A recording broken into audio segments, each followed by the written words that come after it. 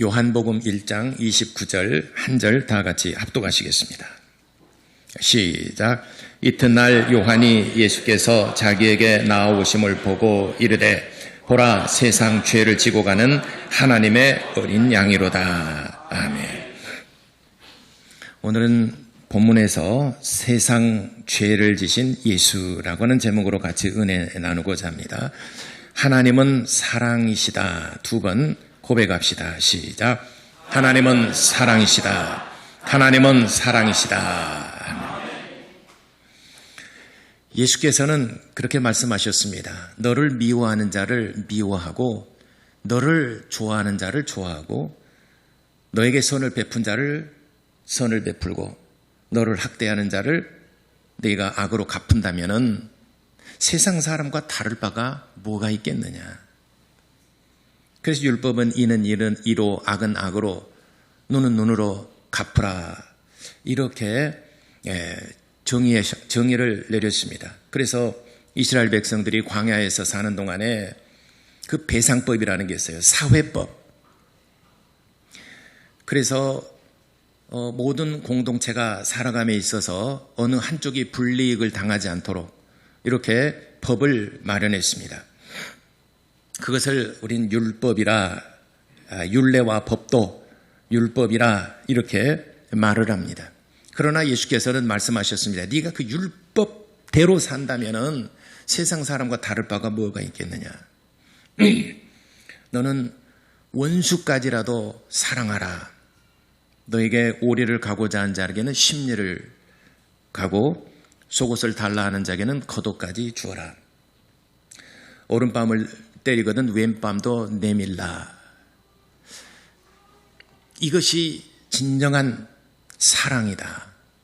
이렇게 예수님께서는 가르치셨습니다. 그러나 율법대로 산다라고 하는 것은 그리 어렵지는 않습니다. 율법이 무게감이 있고 그것이 우리에게는 압박이 되고 무거운 짐이 될 수 있을진 모르지만은 그러나 원수를 사랑하고 오리를 가고자 하는 자에게는 심리를 또 속옷을 달라 하는 자에게는 겉옷을 오른밤을 때리는 자에게는 왼밤도 내밀어라. 이거는 사실 우리는 정말 좋은 말씀이지만 지키기가 어렵습니다. 여러분 원수를 사랑할 수 있겠습니까? 미워하는 자를 정말 끌어안아 줄 수 있겠습니까? 70번씩, 7번씩 70번이라도 용서할 수 있겠습니까? 정말 어렵습니다. 그러나 그렇게 하라라고 그렇게 하라.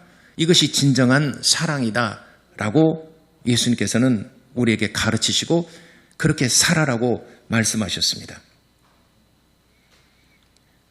그러니까 우리는 이 말씀을 보게 되면은 왜 우리가 이 말씀을 지키기가 힘들고 이 말씀에 부담을 느끼냐면은 우리는 절대로 요만큼이라도 손해 안 보려고 하기 때문에 그렇습니다. 손해 안 보려고 그러는 여러분 자존심 손해 안 보려고 하기 때문에 그런 것입니다. 내가 조금 손해보며 살아야 되겠다. 내가 조금 한 발 뒤로 물러가 살아야 되겠다라고 여러분들이 마음을 그렇게 먹은다면은 그래도 품을 수가 있습니다. 어저께 경섭이 형제 결혼했는데 지금 경섭이 형제 예배 듣고 있죠? 송한나 자매 잘 들어요. 제가 어저께 그 목사님이 주례하시는 가운데 참 내가 은혜가 됐고 그렇구나라고 했던 것이 부부간 1 더하기 1은 얼마입니까?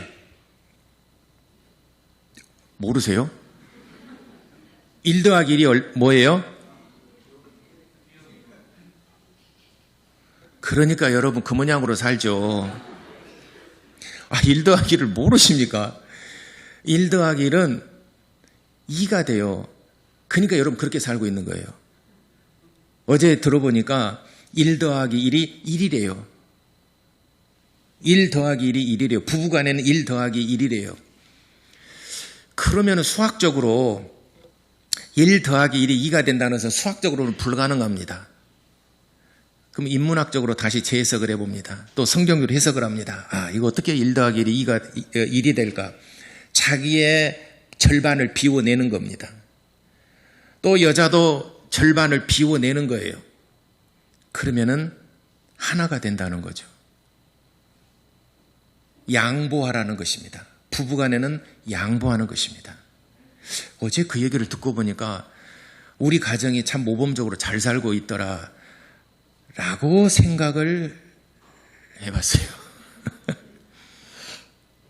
여러분 가정은 안녕하십니까? 1 더하기 1이 2가 아니라 1이 되어 있습니까? 아니면 1 더하기 1이 2가 되어 있습니까? 한 남자와 여자, 신랑과 신부가 만나서 둘이 한 몸을 이루어 산다는 것은 이 사람이 내 안으로 들어올 수 있도록 절반을 비워내는 것이고 이 사람이 또 내 안에 들어오도록 절반을 비워내면 하나가 된대요. 아멘은 집에 가서 하시고요. 예. 아, 그렇구나. 양보하는 것이구나. 나를 비워내는 것이구나. 그래야 내 안에 들어올 수 있잖아요. 들어올 수 있는 공간을 마련해 줘야 되잖아요. 근데 왜 사람이 아까 서두에 말씀드린 것처럼 원수를 사랑하기가 그렇게 어렵고 내가 베푸는 것이 왜 그리 어려운가? 속옷을 달라면 겉옷을, 오리를 가려면 심리를, 왜 내가 그런 수고로움을 안 해줄까? 안 비우니까 그렇다는 것이죠. 사람은 정말 양보 안 합니다.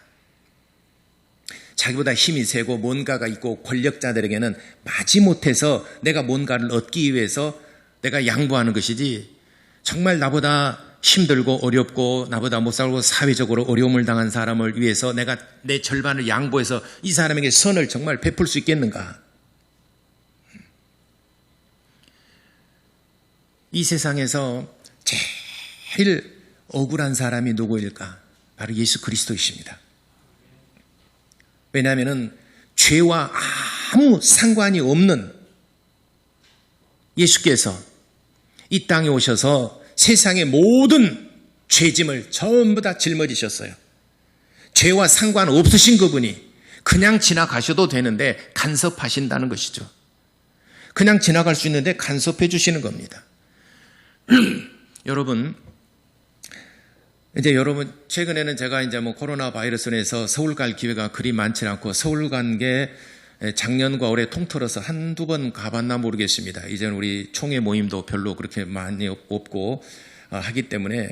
근데 가게 되면은 광주 지역보다도 서울은 인구가 많아서 그런지 도움을 구하는 사람들이 참 많습니다. 도움을 구하는 사람이 많아요. 내가 그냥 지나칠 수도 있는데 뭔가 내가 간섭해 주게 되면 이 사람이 큰 유익이 되는 겁니다. 내가 지갑에서 내서 뭔가를 내가 조금이나마 도움이 된다라고 한다면은 내가 굳이 안 줘도 돼요. 예. 제가 그렇게 저번에 얘기했잖아요. 우리가 세금을 낼 때 세자로 끝나는 것은 다 내야 되지만은 비로 끝나는 건 안 내도 돼요. 전기세, 수도세, 부가가치세, 종합소득세, 세자로 끝나는 것은 내야 됩니다. 그거 안 내게 되면 여러분 법적인 제재를 받습니다. 비로 끝나는 거죠. 회비. 또 재양군인회비, 적십자 회비 안 내도 누가 뭐라고 안 해요. 그러나 거기에 간섭을 해주면은 그 사람에게는 큰 힘이 되는 것이죠. 내가 이렇게 하니까 상수 형제가 저번에 뭐라 그랬어요? 차비.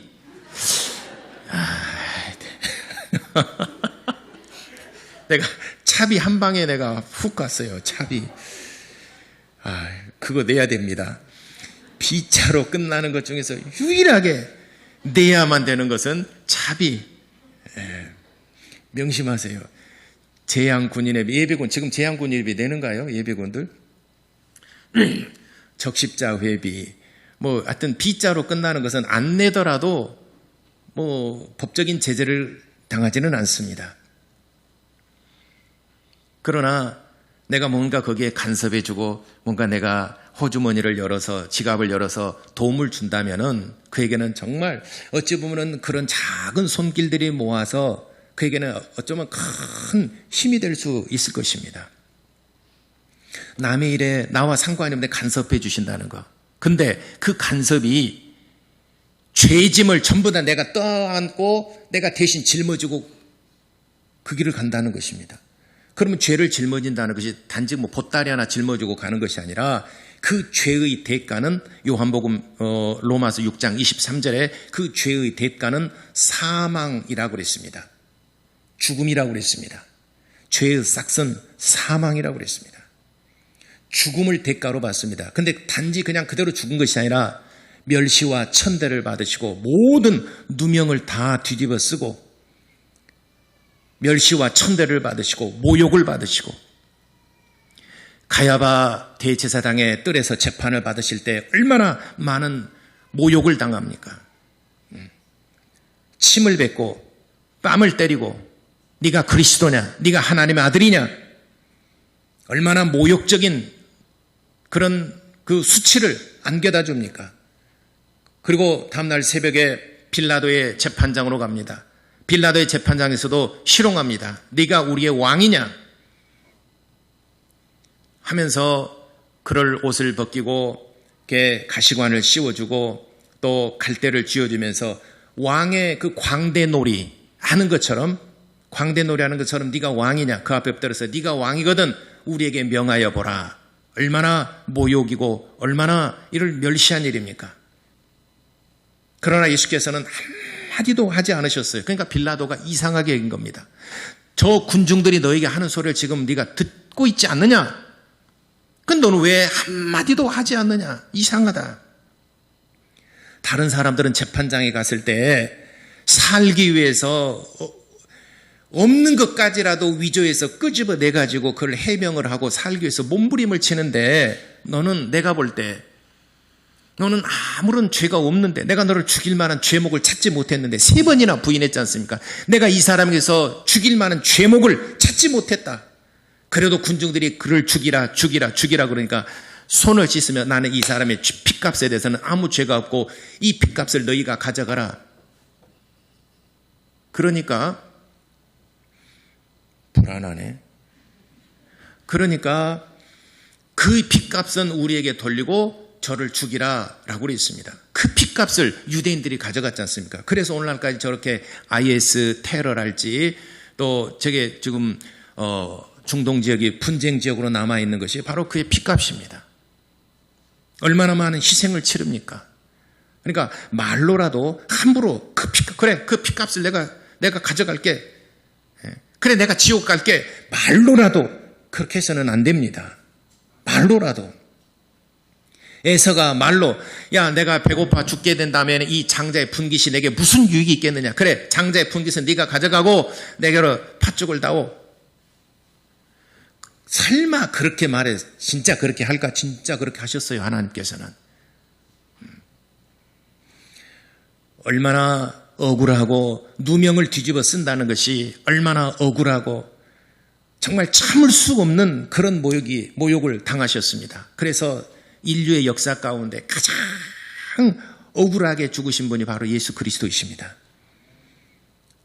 물론 지금 현재 감옥에 있는 사람들도 자기 죄 때문에 감옥에 있는 사람도 있겠지만 정말 억울하게 정치적으로 매장을 당하거나 또는 뭐 사건의 수사가 잘못돼 가지고 이렇게 내가 억울하게 옥살이를 하는 사람도 있고 심지어는 억울하게 죽임을 당한 사람도 있을 것입니다. 그렇지만은 거기서 어떻게 해서든지 누명을 벗어보고자 그걸 밝혀보고자 했지만은 결국에는 밝히지 못하고 억울하게 그런 누명을 쓴 사람도 있겠지만은 예수님께서는 한 번도 누명을 벗으려고 하지 않으셨어요. 왜 그럴까? 예수께서 이 땅에 오신 목적이 세상 죄를 대신 짊어지시고 죽으시기 위해서 이 땅에 오셨기 때문에 억울한 누명을 벗으려고 하지 않으셨던 것입니다. 그러니까 사람들이 많은 모욕을 하고 천대를 할지라도 모든 것을 감내하시고 모든 것을 다 그냥 그대로 받아들이고 모든 것을 짊어지신 것입니다. 해명을 하려고 하지 아니하시고 그냥 억울한 것을 그대로 그냥 가지고 간직하고 계신 겁니다. 억울하신 것을 발설을 하고 하나님의 천사들을 구하여 저들을 다 멸해버릴 수 있는 그런 권능이 있으시지만은 그러나 그 권능을 사용하지 않으셨습니다. 만일 이렇게 내가 권능을 사용하게 된다면 너희는 누구를 힘입어서 구원을 얻을 수 있겠느냐? 인류의 죄에 대해서 간섭해 주셨기 때문에 우리가 살 수 있었던 것입니다. 예수께서 그냥 그분의 길을 그냥 쭉 가신다 그러면은, 우리와 상관없이 그냥 그분이 가신다 그러면은 우리 인류는 절대 절망입니다. 아프리카의 난민이나 또 난치병으로 고통당하는 사람들이 우리 주변에도 정말 많습니다. 그러나 많은 손길들이 모여서 그들에게는 작은아마 힘이 되고 있는 것인데, 모든 세상 사람이 전부 다 외면해 버린다면 그들은 죽을 수밖에 없습니다. 방법이 없잖아요. 죽을 수밖에 없습니다. 우리가 죄로 말미암아 사망의 길을 걷고 있을 때 예수님께서 간섭해 주신 것입니다. 그것이 우리에게는 크나큰 은혜가 되는 것이고, 아니 그것이 우리에게는 생명이 된 것입니다. 그래서 누명을 쓴다는 것이 얼마나 억울한 일인지 모릅니다. 여러분도 가끔 그럴 때 있잖아요. 누명을 쓸 때가 있잖아요. 근데 누명을 쓰려면 그걸 벗어버리려고 얼마나 우리가 몸부림을 칩니까? 억울하니까. 억울해. 억울하니까 그래서 누명을 벗으려고 얼마나 노력을 합니까? 얼마나 수고를 합니까? 그러나 예수 그리스도께서는 이 땅에 오실 때 인류의 모든 죄를 대신 짊어지시고 십자가에 달려 피 흘려 죽으시기 위해서 이 땅에 오셨기 때문에 누명을 벗으려고 하지 않으신 유일하신 분이십니다. 누구나 아까도 서두에 말씀드린 것처럼 우리가 양보하지 못하고 또 심리를 더 가주지 못하고 더 많이 베풀지 못하는 것은 우리가 그만큼 나 자신을 양보하지 않으려고 하기 때문에 그렇습니다. 왜 다툼이 일어나고 왜 싸움이 일어납니까? 왜 교회가 분쟁이 일어나고 여러분 가정이 왜 불화가 일어납니까? 양보를 하지 않았기 때문에 그렇습니다. 한 발만 뒤로 물러나게 되면 그 사람이 내게로 들어올 텐데 그냥 배 내밀고 더 다가가니까 그 사람 안에 들어올 곳이 없어요. 그러니까 항상 의견이 충돌이 되어지고 결국은 다툼, 싸움이고 갈라서게 되는 것이죠. 사랑은 베푸는 것입니다. 사랑은 받는 것이 아니라 사랑은 베푸는 것입니다. 예수 그리스도께서 이 땅에서 사랑받으신 것이 아니라 사랑을 베푸시려고 오셨습니다.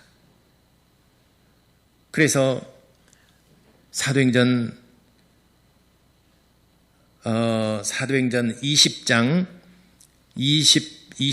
저 하반부에도 성경에 이른 바와 같이 주는 것이 받는 것보다 더 복이 있다 하신 말씀을 기억하여야 할지니라, 이렇게 사도 바울이 모인 회중들에 대해서 말씀하셨습니다. 성경이 이른 바와 같이 주는 것이 받는 것보다도 더 복이 있다. 물론 받는 것도 복입니다. 하나님께서 내게 많은 것을 주셨고 다른 사람들로부터 내가 도움을 받는 것도 아무나 도움을 받는 것이 아니라 복이 있기 때문에, 내가 복이 있는 자이기 때문에 주위 사람들로부터 하나님께로부터 복을 받습니다. 그러나 그보다 더 복이 있는 것은 35절 사도 2장 35절에 더 복이 있는 것은 내가 베푸는 것. 그러니까 받는 복도 우리에게는 기쁨이 있지만은 그보다 더 큰 복은 베푸는 복이 더 큰 복이다, 이렇게 말씀하셨습니다. 그러니까 가정에서도 부부간에도 항상 베풀어 보세요. 또 이웃과 관계 속에서도 먼저 베풀어 보세요. 어저께 우리 경섭이 형제 결혼식 끝나고 차 안에서 이렇게 오면서 이 얘기를 얘기하면서 하는 가운데 1 더하기 1은 1이다. 그 말씀이 세상에서는 맞지 않는 얘기지만은 성경 안에서는 그 말씀이 진리다 라고 생각되지니까 옆에서 누가 그러더라고요. 인생은 부부간에 사는 것은 로또 당첨된 것과 같습니다. 그러더라고. 이거 로또 당첨, 그게 좋은 거구나. 여러분 부부간에는 로또 당첨되는 것과 같은 겁니다. 믿으십니까? 아니, 뭐 믿는 것도 아니고 그냥 또 아멘 한 사람도 또 따라서. 그래서 그 말이 무슨 말인가 해석을 했더니 로또는 평생 당첨이 안 되잖아요. 평생 둘이 못 맞춰 산다는 거예요. 나는 로또 당첨이라고 좋은 줄 알았더니 로또 당첨의 확률이 맨날 의견 충돌해가. 그리고 언제 맞냐? 죽을 때 맞은다는 거 한 번 딱. 야, 참 인생살이가 이렇게 험하고 인생살이 이렇게 힘든 것인가. 부부간의 인생살이는 로또 당첨과 같다. 그 말을 듣고 보니까 또 그 말도 맞는 것 같아 또. 네. 그래서 예수 그리스도께서 이 땅에 오셔서 우리 인간의 모든 죄를 짊어지고 가는데 과연 예수님을 발견할 수 있겠느냐. 예수님께서는 십자가에 달려 빌려 죽으시고 그의 핏소리가 인류를 찾으시고 인류를 부르시는 하나님의 절규의 소리고 하나님의 우리를 부르는 핏소리인데 그 소리를 듣고 그분을 정말 우리가 발견할 수 있겠는가. 그리고 그분을 영접해 드릴 수 있겠는가. 오늘 성경 본문에는 요한이 예수 그리스도를 향하여 예수께서 자기에게 접근해 오는 것을 보시고 보라 세상 죄를 지고 가는 하나님의 어린 양이로다. 그를 발견했습니다. 아무 누구도 알아주지 않았지만은 요한은 성령에 크게 감동이 되어서 예수님께서 이 땅에 자기에게 나오심을 보고 보라 세상 죄를 지고 가는 하나님의 어린 양이로다. 그를 발견했습니다. 또 봅시다. 요한복음 1장 45절에 예수께서 빌립을 부르셨습니다. 예수님께서 갈릴리로 나가시다가 빌립을 불렀어요. 그러니까 빌립이 45절에 나다나엘 자리되 모세가 율법에 기록하였고 여러 선지자가 기록한 그 일을 우리가 만났다. 율법에 기록하고 선지자가 예언하시던 그분을 내가 만났다. 빌립은 하나님의 영으로 충만하여 예수님을 발견했던 것입니다. 예수를 발견하되 모세가 말하고 선지자가 말한 그 일을 내가 만났다. 이를 나다나엘에게 전도를 했습니다. 그러니까 또 49절에 이게 빌립이 나다나엘을 전도했습니다. 그러니까 나다나엘을 데리고 예수님께로 갔습니다. 빌립이. 그랬더니 나다나엘이 예수님을 보고 랍비여 당신은 하나님의 아들이시오 당신은 이스라엘의 임금이로소이다 고백하고 예수님을 발견하고 그렇게 고백합니다. 나다나엘은 정말 무화과 나무 아래서 예수님을 기다리던 자였습니다. 그런데 예수님을 발견하고 당신은 하나님의 아들이십니다. 다른 사람들은 뭐라고 봤습니까? 흠모할 만한 것도 없고 아름다운 것도 없고 질고를 당하여서 사람들에게 어떤 존경받거나 사람들에게 무슨 흠모할 만한 아무것도 없는 오히려 사람들에게 실어버린 바 되고 얼굴을 가리워서 차라리 내게 보이지 않았으면 좋겠다라고 그렇게 멸시를 당하고 천대를 받으시던 이사야서 53장에 4절 5절 기록한 것처럼 예수님 아무 풍채도 없고 흠모할 만한 것도 없으니까 사람들이 그를 무시해버렸습니다. 흠모할 만한 것도 사모할 만한 뭔가 관심을 끌 만한 아무것도 없었기 때문에 사람들은 예수님을 무시했지만은 그러나 요한은 그를 발견한 겁니다. 바로 세상 죄를 지고 가는 하나님의 어린 양이로다. 보라! 빌립이 예수님을 만나고 우리가 지금 율법에서 또 선지자가 말한 그 일을 내가 만났다. 나다나엘에게 전도를 하고 나다나엘이 또 예수님께로 나왔습니다. 나다나엘도 아무 풍채도 없고 흠모할 만한 것이 없는 예수님을 발견하고 바로 하나님의 아들이시다 라고 발견했던 것입니다. 요한복음 4장에 사마리아에 수가성 여인이 있습니다. 수가성 여인이 물기로를 갔을 때 거기서 예수님을 만났습니다. 예수님을 만나고 처음에는 그냥 선생 중에 하나인 줄 알았습니다. 그러나 그가 바로 우리가 기다리던 메시아임을 발견하고 물동이를 버려두고 동네에 가서 와 보라 우리가 기다리던 메시아를 내가 만났다 와 보라 하고 예수님을 세상에 소개를 했습니다. 그 여인도 예수님을 만나고 보라 우리가 기다리던 메시아가 바로 이분이시지 않느냐.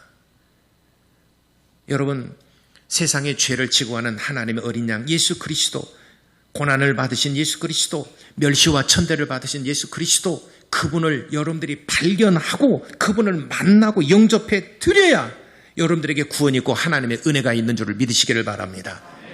누가 예수를 발견하고 누가 예수님을 알고 그리고 그분을 마음속에 영접해 드릴 것인가.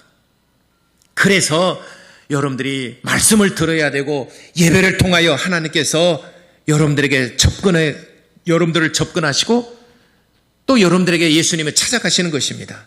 예배를 피하고 말씀을 듣지 않으면은, 말씀을 가까이 하지 않으면은 하나님께서 여러분들을 찾아가시지 않습니다. 누가 발견할 것이냐? 빌립도 그렇고 나다나엘도 그렇고 율법을 읽었고 선지자들의 글을 읽었기 때문에 그가 말씀하신 메시아를 보니까 바로 이분이시다라고 발견했던 것입니다. 말씀 속에서 발견한 것이지 어느 날 가다가 관상을 다 보고 이분인가 그렇게 발견한 게 아닙니다. 율법을 읽고 선지자들 글을 오랫동안 읽고 메시아를 기다리다가 이분이 바로 내 앞에 있는 분이네. 그래서 빌립은 율법에 기록하였고 선지자들이 말한 그 일을 우리가 만났다. 와 보라. 나다나엘도 바로 예수님께 접근할 때 야 나사렛에서 무슨 선한 것이 날 수 있겠느냐. 나사렛에서 선한 것이 난다로 성경 어디가 있느냐. 성경이 없다. 그렇지만은 빌립이 전도로니까 따라 나가 보니까 바로 그분이 우리가 기다리던 메시아임을 발견하고 당신은 하나님의 아들이시고 이스라엘의 임금이로소이다 고백할 수 있었던 것입니다. 수가성의 여인도 바로 처음에는 그냥 선생 중에 하나인 율법을 가르치는 랍비라고만 생각을 했는데 얘기를 하다 보니까 바로 우리가 기다리던 메시아가 바로 이분이시지 않느냐. 내 앞에 계신 바로 이분이 메시아이지 않느냐. 그래서 물동이를 버려두고 동네 가서 전도를 했던 것입니다. 오늘 여러분들 예수 그리스도를 발견하는 것은 높은 관직이고 우리가 많이 배웠고 학식이고 재물이 있다라고 해서 예수 그리스도를 만날 수 있는 것이 아닙니다. 하나님의 말씀 속에서 예배 가운데 여러분들이 하나님을 만날 수 있고 바로 하나님 보내신 예수 그리스도를 여러분들이 알고 마음속에 영접할 수 있는 것입니다. 보라 세상 죄를 지고 가는 하나님의 어린 양이로다. 그분을 여러분들이 발견하고 예수 그리스도께서 십자가에 피 흘리신 그 십자가의 핏소리를 여러분들이 외면치 마시고 영접하시고 여러분들이 하나님의 말씀에 귀를 기울이시기를 예수 이름으로 축원합니다. 다 같이 기도하시겠습니다. 세상 사람들은 권세자들을 찾고 재물 있는 자들을 찾고 명예 있는 자들을 찾습니다. 소외당하고 아무 볼품없는 사람들을 관심 두지 않습니다. 그러나 여러분들 오늘 예배를 통하여 예수 그리스도를 마음속에 정말 영접하고 그분을 발견하고 예수님의 영광을 발견하고 여러분들이 예수님과 함께하는 삶을 살 수 있도록 우리 이렇게 다 같이 기도하시겠습니다.